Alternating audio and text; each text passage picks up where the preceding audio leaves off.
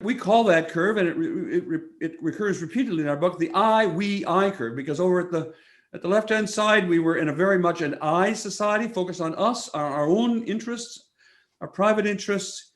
The middle of the century, we became not a perfect society, of course, but more we than we'd ever been as a country.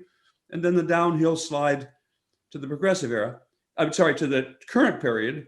And we think that I, we, I chart has real lessons for how we can do it again. If we're going to see another upswing, it's not going to be a one-issue movement.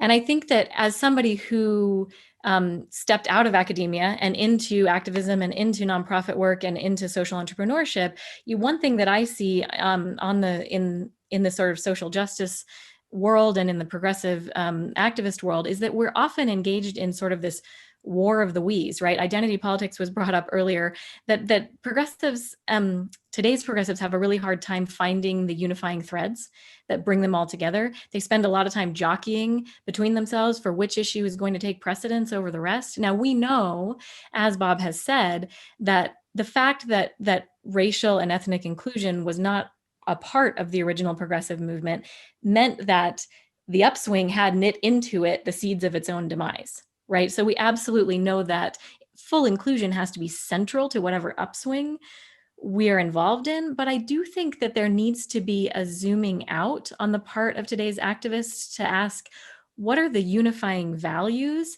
that make this a movement that is bigger than any one issue? Right. And that's what I am waiting to see.